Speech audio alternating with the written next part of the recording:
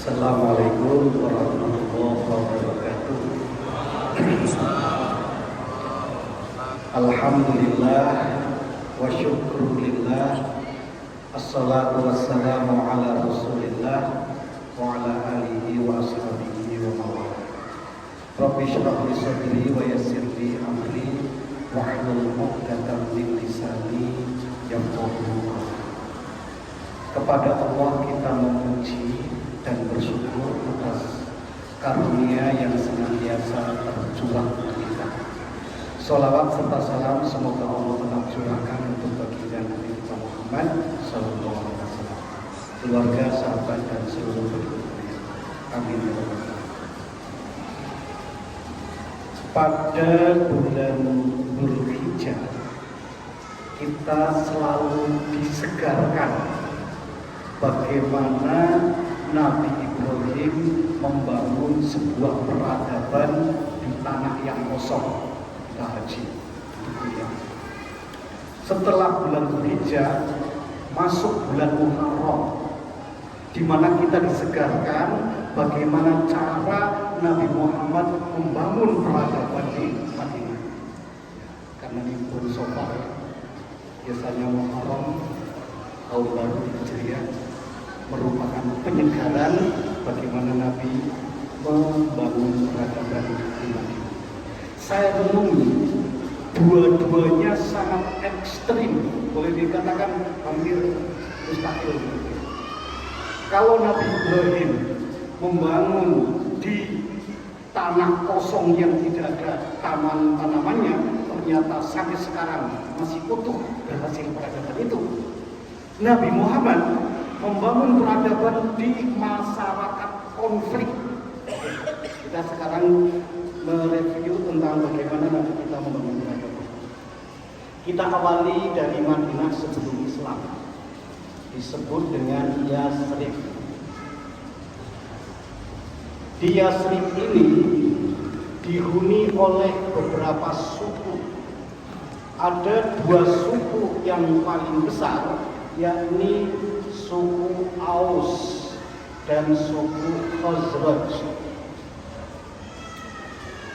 Di luar suku ini ada ahlul kitab, baik Yahudi ataupun Nasara. Kita ambil yang Yahudi. Ada Yahudi Bani Quraidah, ada Yahudi Bani Nadir, ada juga Bani Qainuqa. Nah, suku Aus dan Khazraj itu terlibat permusuhan permanen turun-temurun. Ada yang menyatakan sudah lebih 300 tahun turun-temurun bermusuhan terus. Sementara Yahudi Bani Quraidah membantu Aus, Yahudi Bani Nadir membantu Khazraj, membantu peperangan. Kalau dalam peperangan ada warga Yahudi Bani Quraidah ditangkap, ditawan oleh Khazraj, maka Yahudi Bani Nadir menebus, membayar agar dilepaskan. Kalau ada Yahudi Bani Nadir dalam peperangan ditawan oleh Aus, nanti Yahudi Bani Quraidah yang menebus. Tapi kalau ini biar aja terus, sehingga nanti pelan-pelan Yahudi tidak berkuasa. Pola seperti ini dikemukakan sangat tegas oleh Allah dalam surah Al-Baqarah ayat 85. Coba dibacakan, ada yang punya mic? Tolong dibacakan.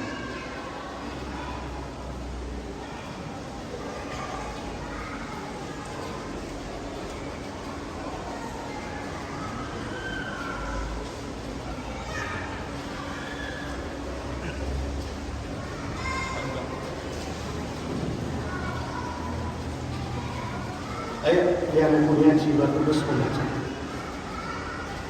Apakah kita tidak ingat yang kita sering membaca? Atau baca?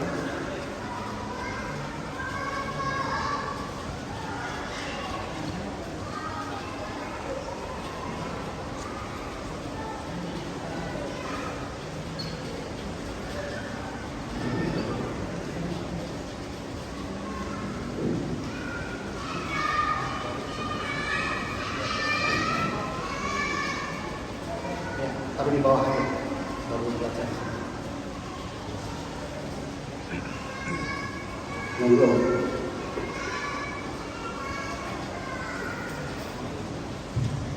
Terjemahnya boleh apa panjang ayatnya? Kemudian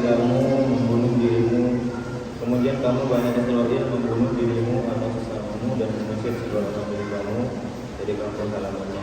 Kamu saling membantu menghadapi mereka dalam kejahatan dan permusuhan. Dan jika mereka datang kepadamu sebagai tawanan, kamu tebus mereka. Padahal kamu beriman kepada Alkitab Taurat dan ingkar kepada sebagian yang lain. Maka tidak ada balasan yang pantas bagi orang yang berbuat demikian di antara kamu selain keniscayaan dalam kehidupan dunia dan pada hari kiamat mereka dikembalikan kepada azab yang paling berat dan Allah tidak ingat terhadap apa yang kamu kerjakan. Ya, lihat ayatnya. Summa antum, kemudian kamu, haula'i, semuanya. Jadi yang disebut kamu semua adalah Yahudi. Tidak termasuk yang ini.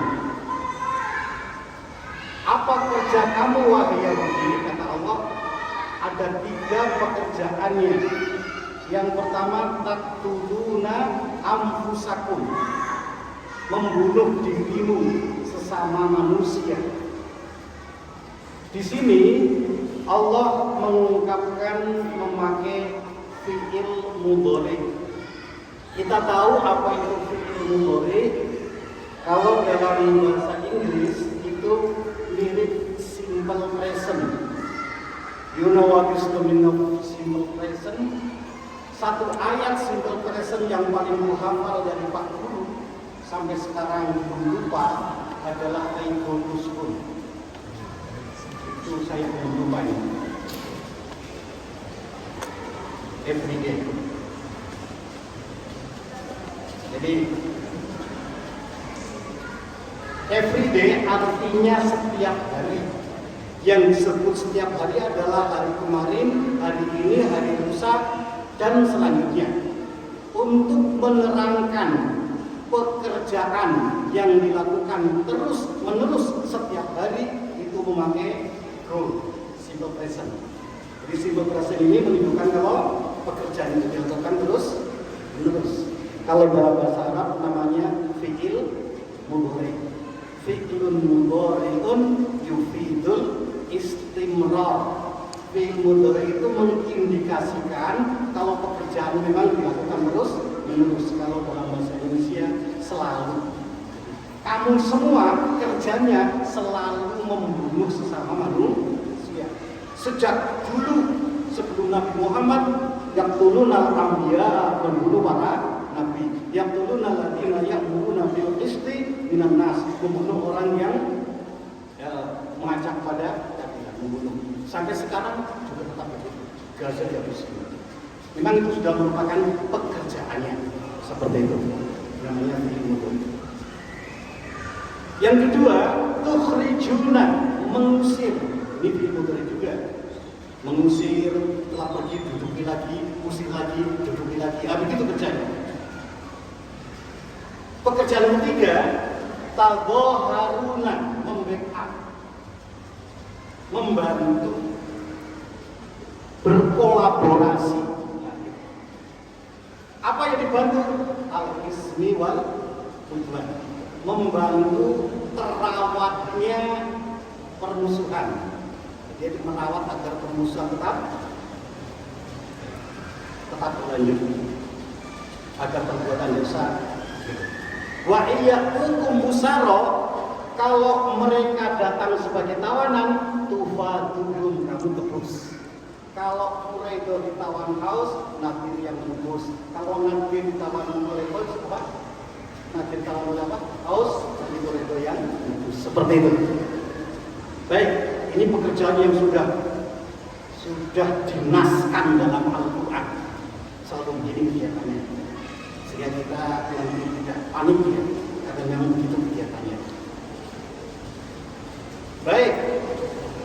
Sehingga dengan kegiatan itu akhirnya Yasrib tidak pernah akur, selalu terjadi apa? Permusuhan permanen. Nah sekarang bedanya bagaimana cara Nabi Muhammad membangun peradaban, merubah kondisi masyarakat konflik menjadi kondisi masyarakat yang aman, damai, saling cinta kasih. Kita lihat ya, perbedaannya sangat tajam.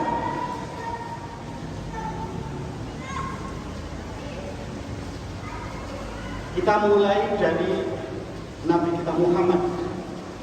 Nabi Muhammad diutus oleh Allah adalah rahmatan lil alamin. Jiwa yang dominan adalah jiwa kasih sayang. Setidaknya jiwa kasih sayang Rasul ada 3. Begitu diungkapkan dalam Quran surah At-Taubah ayat berapa ya? 128 ya. Laqad ja'akum rasulun min anfusikum azizun alaihi ma anittum. Yang kedua, harisun alaikum. Yang ketiga, bil mu'minina raufun rahim. Ya, ini penjabaran jiwa kasih. Jiwa kasih yang pertama, azizun. Coba tolong baca terjemahannya. Surah 9 ayat 128. Ya, kita melihat terjemahan resmi.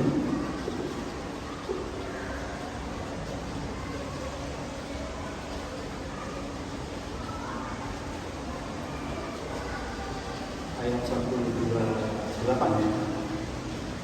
Sungguh telah datang kepadamu seorang Rasul dari kaummu sendiri. Berat terasa olehnya penderitaan yang kamu alami. Dia sangat menginginkan keimanan yang keselamatan bagimu, penyantun dan penyayang terhadap orang-orang yang beriman. Iya. Laqad sungguh ja'akum telah datang kepada kamu. Siapa itu kamu? Kamu adalah umat manusia. Jadi ayat ini menunjukkan bagaimana sikap Rasul kepada umat manusia secara umum. Wahai manusia, telah datang kepadamu seorang Rasul. Kasih sayang Rasul yang pertama adalah azizun alaihi ma'anitum. Berat sekali terasa oleh Rasul penderitaanmu. Jadi Rasul tidak tega melihat orang lain hidup sengsara. Ya, mungkin kalau bapak-bapak punya anak, kan anak kecil, ya, anak kandung kan sangat cinta, sangat kasih sayang. Kalau anak bapak atau ibu itu sakit, lalu dirawat di rumah sakit, tersengal-sengal, dikasih apa namanya, oksigen, Pak. Banyak sekali tabel-tabelnya. Bagaimana perasaan bapak, perasaan ibu melihat anak kandung tersiksa seperti itu? Apa yang bapak ibu rasakan? Sulit diterjemahkan dalam bahasa Indonesia. Bahasa Qur'annya adalah azizun alaihi ma'anitum. Tidak tega melihat orang terkasih itu menderita. Begitulah perasaan Rasul kepada seluruh umat manusia. Nah, perasaan ini diapresiasi oleh semua orang, sehingga Rasul mendapat gelar Al-Amin. Kan gitu. Ketika merenovasi Ka'bah, lalu tinggal masang Hajar Aswad, masing-masing suku punya keyakinan siapa yang masang Hajar Aswad nanti akan jadi penguasa gitu. Akhirnya mereka hampir kalah, kan gitu. Tapi Nabi Muhammad dengan mengamalkan semuanya, Hajar Aswad taruh di tengah, masing-masing kepala suku bawa rame-rame, sehingga kebijakan Muhammad saat itu meredakan. Tidak egois. Dia berusaha agar warga masyarakat Mekah semua dalam kondisi aman damai, jangan terjadi pertumpahan darah. Ini diapresiasi. Yang kedua, harisun, berkemauan keras, alaikum. Tafsirnya ala imanikum. Iman itu. Harisun alaikum ay harisun ala imanikum. Dia berusaha keras untuk mengantar kamu menjadi orang beriman agar selamat sampai di surga. Nah, yang kedua ini tidak bisa dipahami oleh manusia secara merata, sehingga mulai terjadi pertentangan. Contoh, ketika Allah turunkan ayat Al-Quran, wa anzir ashiratakal aqrabin, wahai Muhammad, ingatkan keluargamu yang dekat, sanak familimu yang terdekat, maka ayat ini dipraktekkan, dilaksanakan, dipatuhi oleh Nabi dengan cara pagi-pagi Nabi naik ke bukit Sofa. Di atas bukit Nabi berteriak, "Wa sobaha." Orang-orang Mekah kaget luar biasa karena Muhammad Al-Amin itu tidak pernah berteriak-teriak. Kok kali ini berteriak di atas bukit? Pasti ada masalah yang sangat urgen. Sehingga mereka datang semua, termasuk Abu Lahab juga datang sebagai kepala daerah. Setelah datang semua, Nabi mengatakan, "Wahai sanak famili kami, kalau saya katakan bahwa musuh sementara mau menyerang kita dan sekarang sudah ada di balik bukit, sebentar mau sampai ke sini, apakah kalian semua mempercayai ucapan saya?" Apa kata mereka? "Wahai Muhammad, kami semua belum pernah punya pengalaman mendengar kamu berdusta." Al-Amin ya, berdusta. Lalu Nabi melanjutkan, "Wahai sanak famili saudara kami semua, sebenarnya yang akan menyerang kita itu jauh lebih dahsyat dibanding musuh. Yakni Allah akan menyerang kita dengan mengadab kita semua dan kita harus menyelamatkan diri dari adab Allah itu. Caranya meyakini bahwa tiada Tuhan selain Allah, la ilaha illallah. Yang kedua, meyakini, mempercayai bahwa saya Muhammad adalah orang yang diutus oleh Allah untuk kalian semua." Dari ucapan ini langsung Abu Lahab angkat tangan, "Ya Muhammad, alihada jamaktana." Wahai Muhammad, untuk inikah kau kumpulkan kami semua? Gopok-gopok bangun tidur belum ngopi, sudah datang ke sini untuk mendengar kau sebagai Rasul, tiada Tuhan selain Allah. Apa kata Abu Lahab? "Tabban laka mundu hadal yaum." Hancur kau Muhammad sejak saat ini. Jadi Abu Lahab, Lahab itu nyala api. Karena wajah Abu Lahab itu selalu ceria dan berbinar-binar. Dia mencintai seluruh keluarganya, termasuk Muhammad adalah orang yang sangat dicintai. Ketika nikah dengan Khadijah, Abu Lahab itu menjadi ketua panitia. Ya, dia sangat cinta. Orang yang sangat mencintai Muhammad, ketika Nabi mengatakan la ilaha illallah, dirinya sebagai Rasul, dia pertama menjadi orang yang memusuhi. Tabat yada Abi Lahab. Lalu Allah memberikan wahyu. Apa wahyunya? Tabat yada Abi Lahab. Bukan tangan yang binasa, tapi tangan kedua Abu Lahab yang pasti akan binasa. Apakah setelah itu lalu tangan Abu Lahab terputus? Tidak. Apa yang disebut tangan? Tentu tafsirnya adalah maluhu wa ma kasab. Pilar kekuatan Abu Lahab adalah maluhu, pilar ekonomi, wa ma kasab, pilar apa? Kemampuan sumber daya manusia. Yang banyak itu orang yang hebat-hebat dengan kekayaan yang banyak, ketika dimanfaatkan memusuhi Nabi, memusuhi Allah, pasti akan binasa. Kan gitu.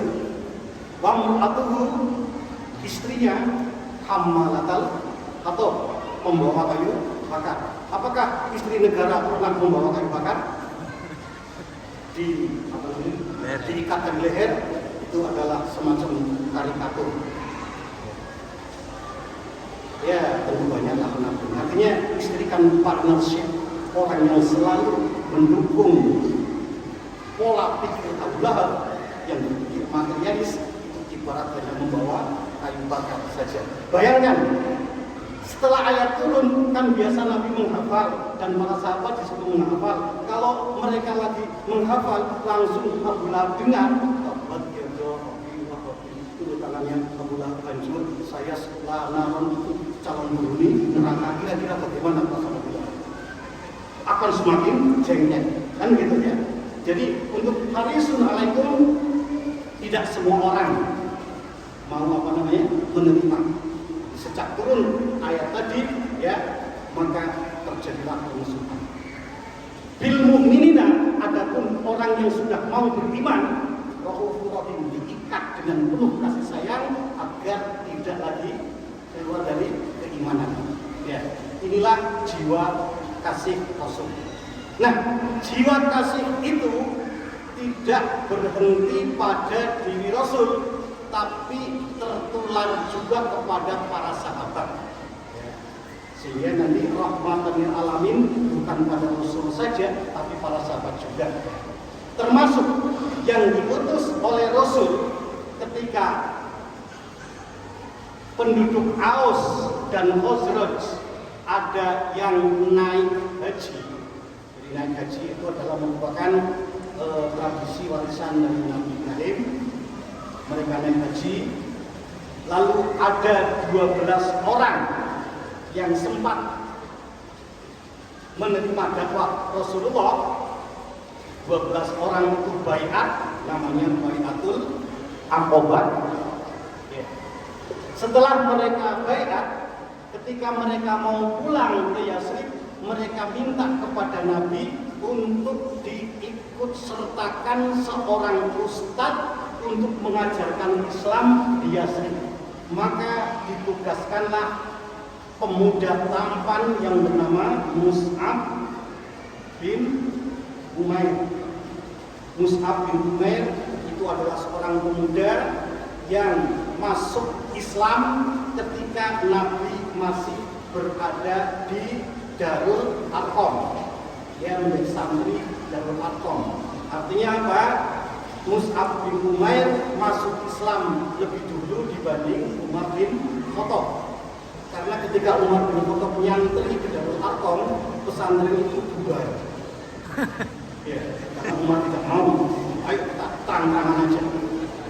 Kayaknya dia sampai ke 40. Ini di awal. Nah, ini muda. Ibunya bernama Khonnas. Tampan, sehingga pilihan baju yang dia pakai adalah dipilih oleh ibunya. Tampan. Saking tampannya, cerdasnya, sopannya, kalau ada pesta, ada ibu-ibu atau gadis-gadis lagi asik ya mengiris bawang atau apapun dalam pesta, tiba-tiba Mus'ab lewat, maka mereka cari perhatian. Kalau Mus'ab sempat melirik, yang dilirik hatinya berbunga-bunga. Ya kira-kira begitulah ya gambarnya Mus'ab itu. Anak satu inilah yang ditugaskan oleh Rasulullah bersama mengiringi 12 orang untuk ke Yasrib. Jadi ini dai pertama yang disuruh merintis cabang dalam Islam, keluarga. Mus'ab ditampung di rumah Sa'ad bin Ubadah kalau nggak salah. Pelan-pelan Aus dan Khazraj pada ikut taklim. Semakin lama semakin banyak. Akhirnya rumah Sa'ad bin Ubadah tidak muat lagi. Lalu taklim di bawah pohon kurma, semacam sekolah terbuka. Semakin lama semakin banyak. Ada satu tokoh yang sangat berpengaruh dari Khazraj bernama Usaid bin Hudair. Usaid bin Hudair itu prihatin, sudah ini bermusuhan terus, ini malah bergabung dalam permusuhan, datang lagi anak muda bikin jamaah baru, bikin kelompok baru. Ini menjadi semakin tidak harmonis. Maka dia berpikir mumpung jamaah kecil ini belum besar, harus dipangkas. Lalu Usaid bin Hudair membawa tombak, ya, tombak kasar. Dia mendatangi Mus'ab yang lagi ngajar di bawah pohon kurma itu. Diacungkan tombaknya. Wahai anak muda, aku perintahkan kamu pulang segera hari ini. Jangan bikin bodoh warga masyarakat saya. Kalau kau tidak kembali, ya, tombakku akan menancap di tubuhmu dan kamu tewas terkapar berlumuran darah. Tidak seorang pun di sini berani membela kamu di hadapan saya. Pulang, jangan bikin bodoh. Mus'ab ternyata orangnya sangat kalem dan tenang. Digertak tidak gentar. Maaf Bapak, kalau boleh saya usul, mau usul apa? Begini Bapak, coba Bapak duduk sebentar, dengarkan paparan saya. Kalau apa yang saya paparkan Bapak tidak berkenan, saya berjanji habis ini aku pulang.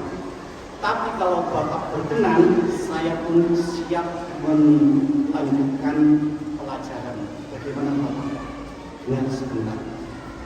Masuk akal juga usulmu. Tidak layak aku sebagai tokoh masyarakat mengusir orang lain tanpa mengetahui masalahnya lebih dahulu. Baik kalau gitu, aku tancapkan tombak. Silakan, mau ngomong apa? Dia jadi santri paling depan. Ketika Mus'ab memaparkan nilai-nilai Al-Quran, tanpa disadari Usaid bin Hudair terbawa kayak logikanya semakin lurus begitu. Spiritnya semakin tinggi kayak dekat dengan Allah. Begitupun emosinya semakin lembut, tumbuh rasa kasih, cinta dan sebagainya. Dia bolong gitu ya. Lalu akhirnya dia tidak sabar. Stop dulu Ustaz. Kenapa Pak? Luar biasa. Selama hidupku baru kali ini aku mendengar ajaran yang sangat indah seperti ini. Aku mau tanya satu hal. Apa yang Bapak mau tanyakan? Saya tanya, kalau saya ingin ikut bergabung, bagaimana caranya? Oh, jamaah senang semua. Alhamdulillah, pimpinan sadar. Begini Bapak, silakan Bapak pulang, mandi, basahi sekujur tubuh. Jangan sampai ada permukaan kulit yang tidak tersentuh air. Semoga dengan demikian seluruh noda dosa kekafiran Bapak semuanya jatuh habis dengan air yang membasuhi tubuh Bapak. Setelah itu datang sini lagi saya. Baik Ustaz, kalau boleh saya usul pelajaran diskorsing. Aku mau mandi, khawatir aku nanti ketinggalan materi. Setelah dia mandi, dia datang sambil memeras rambut kepalanya. Rupanya rambutnya panjang. Ini sudah basah semua. Ustaz, apa yang harus aku lakukan? Lalu Mus'ab bin Umair menuntun Usaid bin Hudair membaca 2 kalimat syahadat. Nah, setelah satu tokoh ini membaca syahadat, apa yang terjadi? Tidak seorang pun di Yasrib yang berani menghalangi dakwah Mus'ab bin Umair. Akhirnya tidak satu rumah tangga pun di Aus ataupun Khazraj kecuali pasti minimal sudah ada satu orang yang bergabung dalam Islam. Yang indah adalah permusuhan yang sudah lebih 300 tahun itu lewat ajaran Quran yang dibawa oleh Mus'ab bin Umair langsung cair. Mereka tidak bermusuhan lagi, menjadi bersaudara. seperti itu. Bahkan pada akhirnya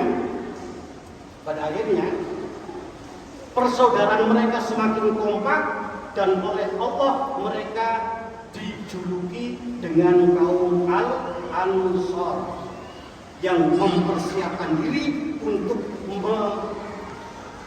menerima kehadiran Nabi dan para sahabat dari Mekah yang namanya Muhajirin. Jadi ini luar biasa ya. Jadi Islam membangun peradaban di masyarakat konflik yang permanen.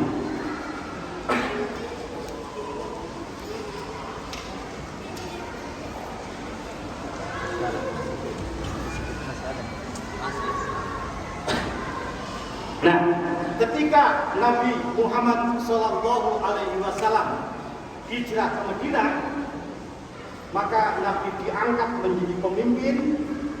Yahudi, Bani Quraidah, Qainuqa, Bani Nadir, orang Nasoro, semua terikat dalam sebuah piagam perdamaian, disebut dengan piagam Madinah. Semakin hari semakin kompak. Akhirnya orang Yahudi menjadi kehilangan celah bagaimana untuk mengantar permusuhan. Apa yang mereka inginkan, kepingin menguasai Madinah atau Yatsrib, semakin hilang kesempatannya. Lalu mereka melakukan berbagai cara ya. Ada yang dengan cara dengan cara sihir ya.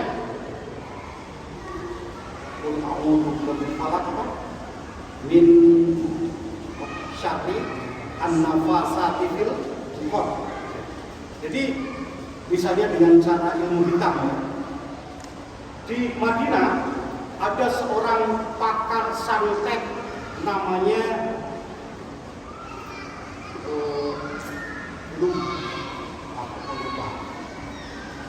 Lubayd bin Al-Aqsam. Dia kepingin menyantet Nabi ya.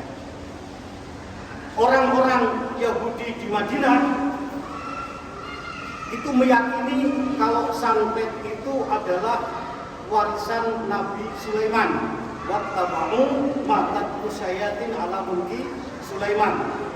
Mereka mengikuti mantra-mantra yang dibacakan oleh tukang sihir pada zaman Nabi Sulaiman, termasuk Lubayd ibnu Al-Aqsam tadi. Lalu Lubayd itu menyantet Nabi di waktu sahur dengan mengambil sebelah jarum diikat lalu ditiup-tiup, disebut dengan an-nafasati fil uqad, lalu ditaruh di sumur tua agar Nabi sakit. Ternyata Nabi menurunkan surah Al-Falaq dan An-Nas hingga sampainya tidak jadi. Terus dengan cara budaya ada juga. Dari Yahudi Bani Nadir ada seorang pakar budaya namanya Syash bin Qais. Syash bin Qais itu ditugaskan untuk mencari apa rahasia kekuatan umat Islam ya, dipimpin oleh Nabi Muhammad yang dulu sudah berperang terus-menerus. Setelah datang Nabi kok menjadi semakin kompak, apa rahasianya? Ini seorang pakar peneliti sosial. Setelah diteliti sedemikian rupa, akhirnya Syash bin Qais mengambil kesimpulan umat Islam semakin hari semakin solid karena disiplin sholat berjamaah. Itu kesimpulan dari Syash bin Qais. Nabi sebagai pimpinan tertinggi dan masyarakat paling bawah kayak Ibnu Maktum yang buta itu pun sholat berjamaah sehingga kompak. Kalau Nabi habis sholat biasa memecahkan permasalahan sehingga tiap 5 waktu Nabi selesaikan masalah, semakin kompak. Nah, bagaimana cara mereka untuk menceraikan kembali? Syash bin Qais akhirnya memanggil intelektual muda dari Aus dan Khazraj. Kalau bahasa kita mengadakan seminar budaya. seminar sehari. Jadi Syas bin Qais memanggil intelektual muda Aus dan Khosraj dalam satu forum. Syas itu menerangkan asal-usul Aus, asal-usul Khosraj, menerangkan tokoh-tokoh kebanggaan mereka, membaca syair-syair kebanggaan sehingga tumbuh kembali fanatisme kesukuan. Syair memang hebat, bisa menumbuhkan fanatisme. Saya ini orang Jawa, kalau membaca syair bahasa Jawa, saya menjadi bangga dengan kejawaan saya. Misalnya, Ngarso Asundodo, Ingmadyo Ambangun Karso, Tukuri Handayani. Di depan memberi keteladanan, di tengah membangkitkan inspirasi, di belakang memberikan motivasi. Hebat kan? Aku senang jadi orang Jawa. Kalau Kutai, ada syairnya juga. Di Kodam 6, Gula Warman, Gawi, Manuntung, Wajan, sampai Kaputing. Bekerja tuntas dari hilir sampai ke hulu. Luar biasa. Ada yang dari Manado. Manado juga ketika saya ke Bandara Samratulangi, ada tuh syair Manado. Sitau Tumau, Timau Tau. Katanya, kalau sudah jadi orang kan orang lain. Jangan mau apa namanya, jaya sendiri. Kan begitu. Di Makassar, Bugis, ada syair panjang tentang harga diri.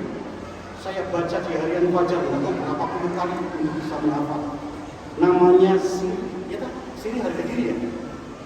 Coba saya hafalkan, kalau saya salah dialek ini perbaiki.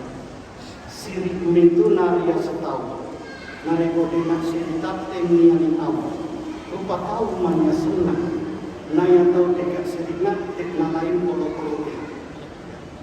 Ya orang yang tak tahu. Artinya orang yang tidak punya rasa malu, tidak lain adalah binatang, hewan. Gitu. Saya pernah ke Merauke. Bandara Merauke dulu tidak dipagar, sehingga rombongan sapi biasa melintasi bandara. Satu ketika pesawat merpati mau landing, sapi di tengah-tengah bandara. Akhirnya pesawat nabrak sapi, rusaklah mesin jet itu. Untuk membalas budi, akhirnya Pemkab Merauke membeli pesawat kolaborasi dengan Merpati. Pesawat yang dimiliki oleh Pemkab Merauke ditulis moto Kota Merauke. Motonya gede betul itu tulisannya lihat. Iza Kot Bekai, Iza Kot Kai, kayak bahasa Arab. Artinya satu hati, satu tujuan. Luar biasa itu. Lain pula aku ke Kolaka, kehujanan, kemacetan, lalu bernaung di pinggir jalan di bawah pohon. Sekalinya di depan kantor BKKBN. Aku lihat ada tulisan gede itu tulisannya. Dua anak geneknik urane makrunai pada muat. Dua anak semua lagi perempuan sama saja. Jadi kita tuh di tiap daerah itu ada saja sair-sair yang itu ada semangat.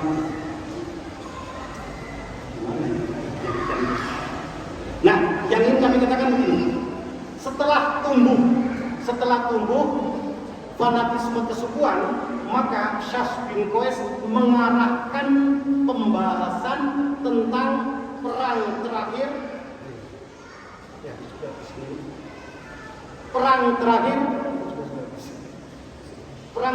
antara Aus dan Khosraj menjelang hijrah Nabi yang bernama Perang Bu'as.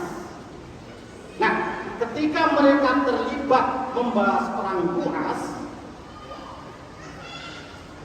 tentang apa penyebabnya, siapa tokoh-tokohnya, siapa yang menang, siapa yang kalah, apa yang terjadi, permusuhan yang sudah reda ini muncul kembali. Akhirnya mereka masing-masing merasa benar, masing-masing merasa menang, dan tumbuh kebencian kepada musuh. Lalu diskusi ini diakhiri dengan kesepakatan. Apa kesepakatannya? Besok kita perang lagi. Lalu disepakatilah perang berada di lembah terbuka yang disebut Ghohir.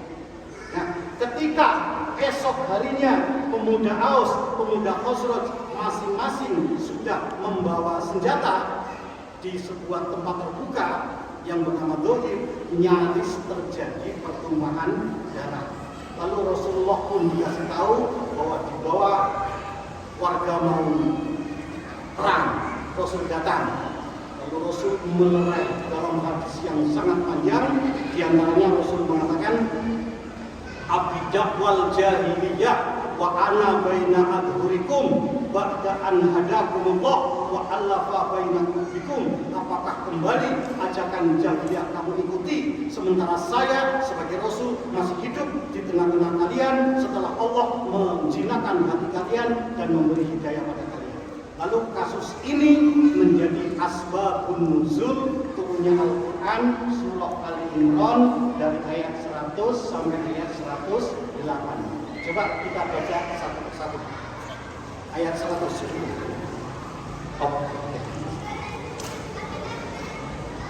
Lihat ayat 100 ya. Saya baca dengan cepat ya.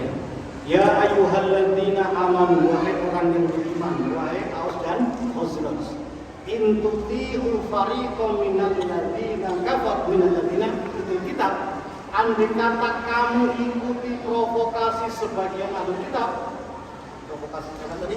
Sasbin, boys, yaludukum. Ya, dia akan membalik kamu, ya, ba'da iman itu setelah kamu beriman, kafirin menjadi kafir. Wa kaifa takfurun? Kok bisa kamu menjadi kafir? Wa antum tutla alaikum ayatullah. Di tengah kamu Al-Quran masih dibaca. Wa fikum rasuluhu. Di tengah kamu masih ada Rasul. Ayat Quran kau tinggalkan, Rasul kau tinggalkan, malah kamu ikut provokasi orang Yahudi. Katanya seperti itu kita sekarang. Kalau nyusun disertasi S3 misalnya, itu jangan pakai ayat Quran atau hadis karena itu terlalu tinggi. Kita harus memakai hasil penelitian dari mereka yang ilmiah. Quran itu yang ilmiah terlalu tinggi, ya, harus ikut polanya. Ya, wa ma ya'tasimillah, siapa yang tetap berpegang tadi Allah, agama Allah, yakni apa tadi?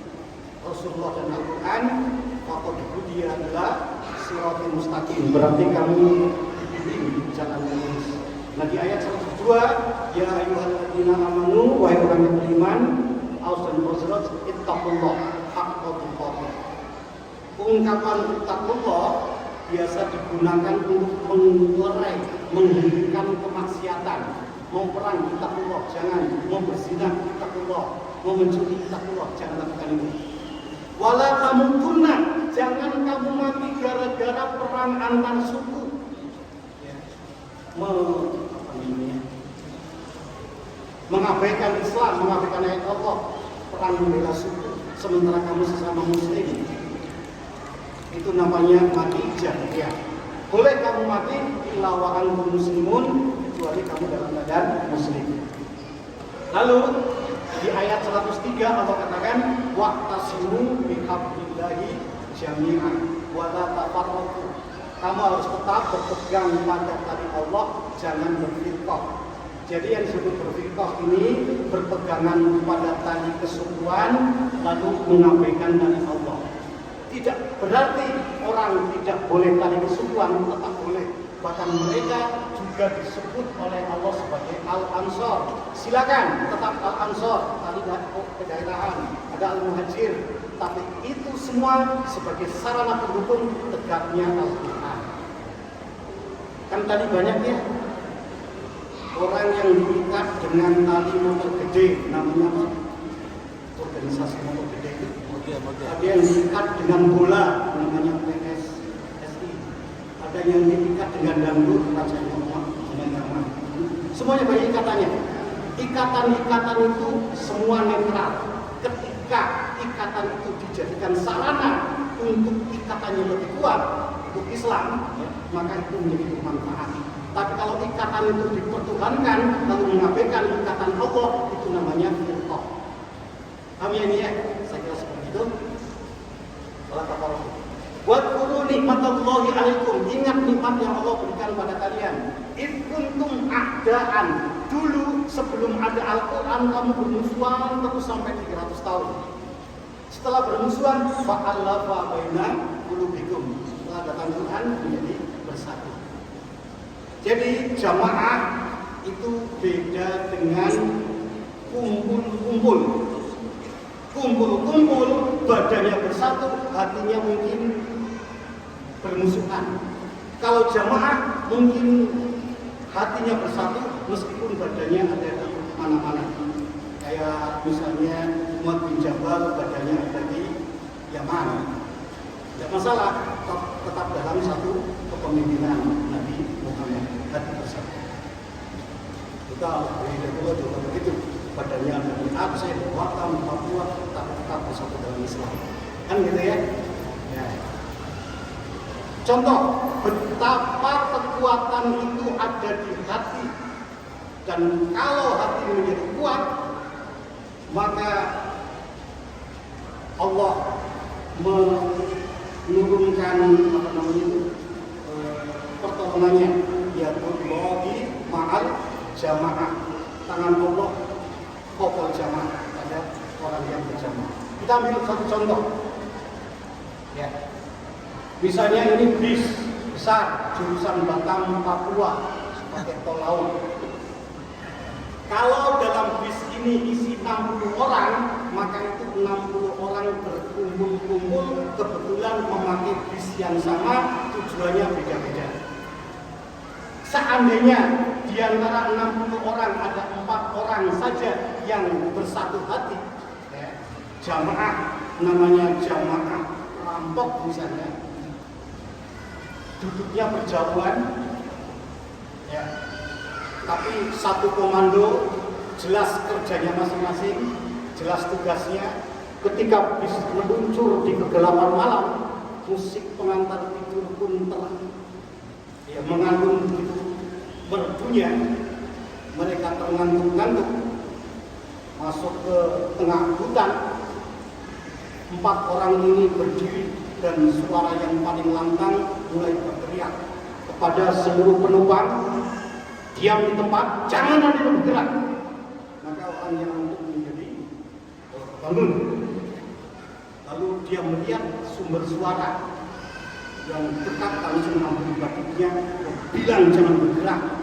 Tonjok itu pipinya berjarak. Siapa lagi yang bergerak? Maka 56 orang menjadi ketakutan semua karena dia sejatinya sendiri dikalahkan oleh 4 orang yang punya program yang jelas, kepemimpinan yang jelas, program merampok. Gitu ya. Setelah mereka ketakutan, diambil semua kekayaannya, emasnya, anting-antingnya, kalungnya, ATM-nya, uangnya, ambil semua. Lalu sopir disuruh berhenti. Apa maknanya? Kekuatan paling dasar dalam jiwa kita adalah fa'arrafa baina itu. Terjadi kesatuan hati, kesatuan komando, lalu masing-masing bekerja sesuai dengan peran masing-masing. Kalau jasa wahid atau kalbunyan seperti bangunan, ya, ada yang berperan sebagai tiang, sebagai lantai, atap, dan sebagainya. Ya, seperti itu. Ini ditegaskan. Lalu ketika masih ada jiwa permusuhan, dikatakan wa kuntum ala syafa hufratin minan nar.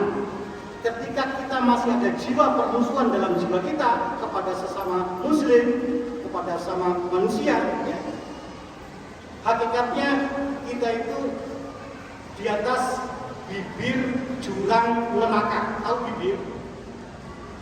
Bibir jurang beda dengan pinggir. Kalau pantai, pinggir pantai itu sifatnya landai.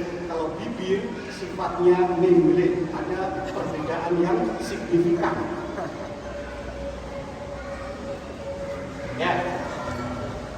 Jadi Allah menggambarkan misalnya ini gambar apa hidung ya, bibir. Nah, orang yang memupuk jiwa permusuhan sesama muslim gara-gara beda mazhab, beda partai, beda tempat ngajinya, lalu pupuk jiwa permusuhan, kamu ahlu bid'ah, dolalah, fitnah, kamu ahlu maksiat, pokoknya yang benar hanya dunia, yang lain salah semua.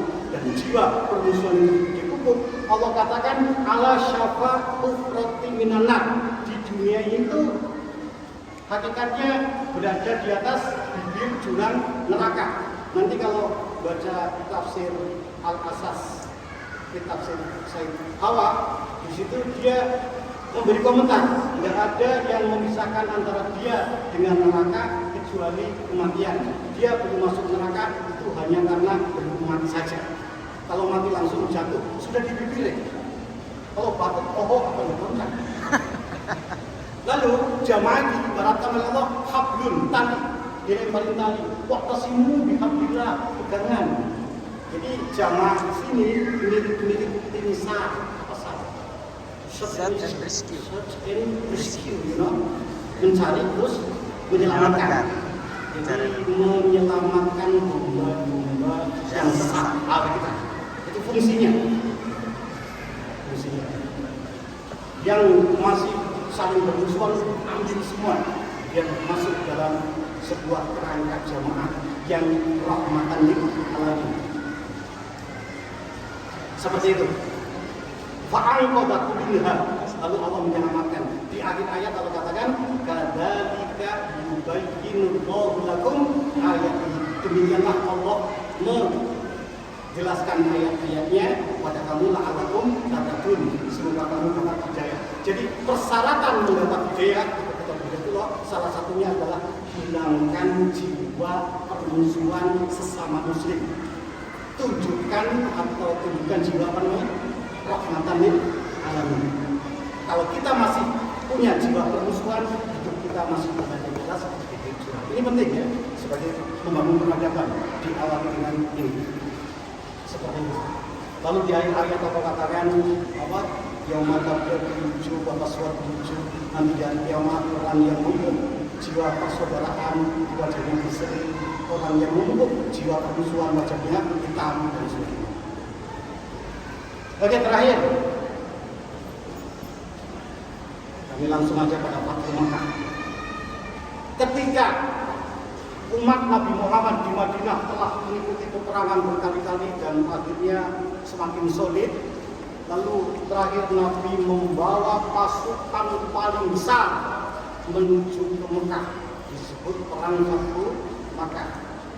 Hampir semua orang laki-laki dibawa semua, kecuali yang ditugasi untuk menjaga amanah di Madinah. Karena pasukan ini sangat besar, maka seluruh jalur yang dilewati masyarakatnya ketakutan semua. Sampai di Mekah, mereka orang Quraisy, orang Mekah lebih ketakutan. Nabi sampai mengatakan, "Nggak usah takut. Siapa yang masuk rumah ditutup pintunya aman. Siapa masuk rumah Abu Sofyan aman. Siapa masuk Masjidil Haram aman."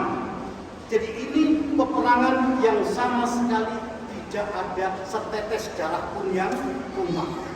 Sampai di Masjidil Haram, apa yang dilakukan oleh Nabi dan para sahabat, bersih Ka'bah, seluruh berhala dia bersihkan semua. Nabi tawaf, sa'i, sholat. Jadi orang kafir yang ada di Masjidil Haram melihat betul bahwa Nabi dan para sahabat tidak punya jiwa permusuhan terhadap masyarakat Quraisy yang lebih 20 tahun memusuhinya. Bahkan yang dilihat kerinduannya adalah beribadah pada Allah. Dan nampak sekali jiwa kasih sayang mereka. Setelah selesai, ya, Nabi bersandar di dinding Ka'bah, lalu orang kafir yang ada di Masjidil Haram dikumpulkan, ini ya, Nabi bertanya pada mereka. Pertanyaannya menarik. Mada tarawna anni fa'ilun bikum.